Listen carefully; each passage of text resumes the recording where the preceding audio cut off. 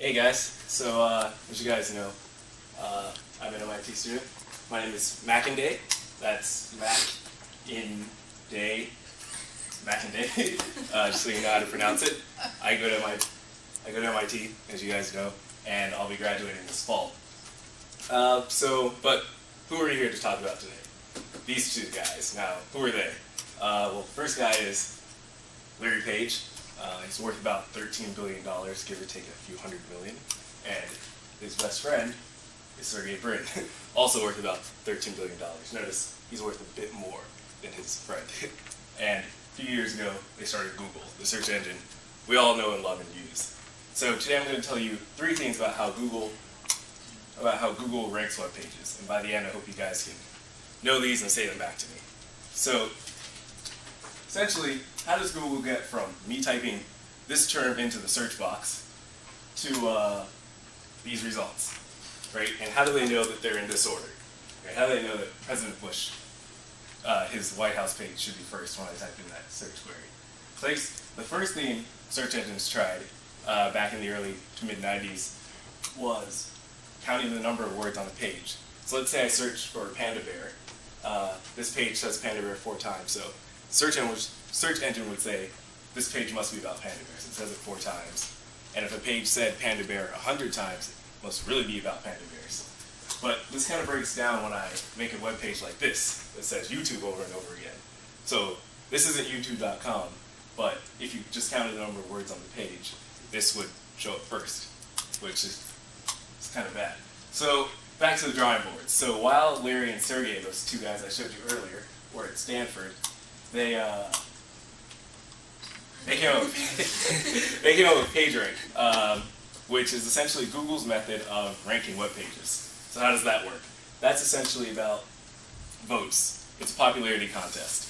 Who can be the most popular? Just like in school, let's say everyone's casting a vote for who they think is most popular. The person with the most votes will win. So it's pretty much that simple, except on the internet, votes are links. So web pages are people, and they vote for other web pages by linking to them. So it's pretty simple. The more votes you have, the more links you have, the higher your rank will be on the page. So if you have 1,000 links coming into your page from other pages, you'll be more popular and rank higher than a page that only has 5 links coming into it.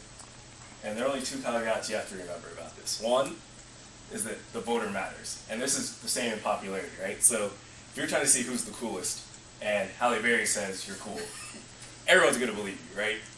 Everyone believes that Halle Berry is cool, so surely if Halle Berry says someone's cool, they're cool.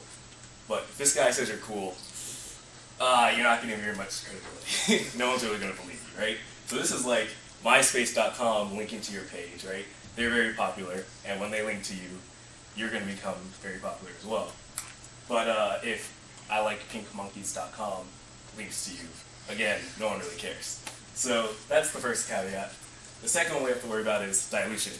So you guys are all used to this. So a simple example of this is, if you have, a few $100 to spread around, if you give it to 2 people, right, you're giving them each a lot more. But if you give it to 500 people, then each person's not going to get as much.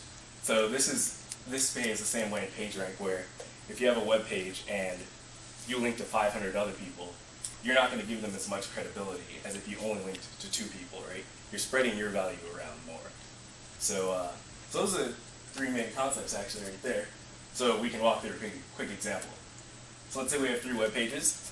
A links to B, B links to C, C links back to A, and A links to C as well. So relatively simple setup here. So let's try to figure out what the PageRank is of A. So it has 1 link coming into it from C, so it's going to get all of C's PageRank. So that's this bar, let's say, right? So now, let's consider the PageRank of B. So B has a link coming in from A, but if you notice, A has 2 links coming out of it. A links to both B and C.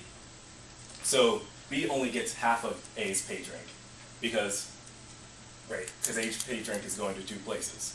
So its bar is shorter since it only gets half of someone's PageRank. And now let's consider C. C now has 2 incoming links, right? One of which is all of B's PageRank, and the other one is half of A's. So C will rank the highest. So this is pretty simple to see from this example, that if you're trying to sort these pages on the results page, C would be first, then A, then B, just based on PageRank. So this is actually the same algorithm used on all major search engines, MSN, AOL, Yahoo. They're all kind of the same way with various minor alterations, but Google essentially did it first. So what are the 3 things I wanted you to remember from this? 1, it's about votes, right? Plain and simple, like a popularity contest. 2, the voter matters. And 3, dilution, right? You only have a certain amount to give away, and the more you give away, the more you divide it up between people, the less each person gets. So, I mean, this is pretty good, right? I mean, Google's obviously worth, $400 billion right now, so they're pretty happy with it. But there's still ways to trick it. Sometimes you get spam results in the listing. Sometimes it's just people repeating the same word still. But I mean, the practices have changed, but there's still ways to get around it. So we have to still come up with something better. So that is PageRank. Are there any questions about it? Any questions? Do you guys all use it? Any MSN search users out there? Yeah, fire away. How do they make money off this? So we go back to the results page.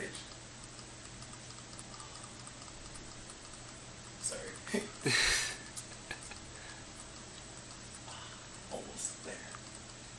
There we go. Okay, so on the results page, it's not always this clean. If you search for flowers, let's say, you'll notice some text to the right and some blue text above the results.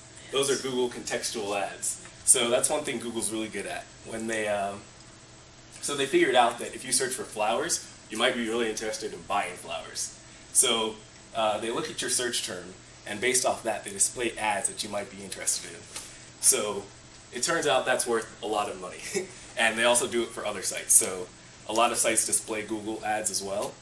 So that's pretty much all of Google's way of making money, is those ads.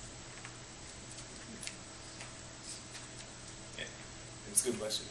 Any other questions? How do you get to tell, on the money end of it, who gets on that first page, who gets on the second page, or does that ad stay up? I haven't really noticed. Does the ad stay up throughout your whole 5 pages of output? Right. Search. So it's kind of unique how Google does it. I'm not actually sure if you go to the other pages what happens, because that's really rare that people go to beyond the first page. Right.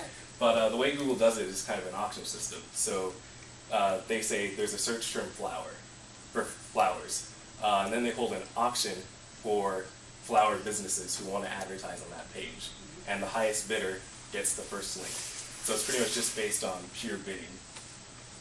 And they must only have space for a certain amount because of the text that goes along with it. Right. They usually only show about 4 or 5 there.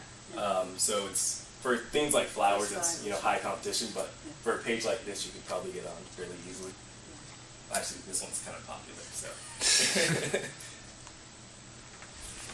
Yep. Can you explain why George Bush comes up when you search for miserable failure?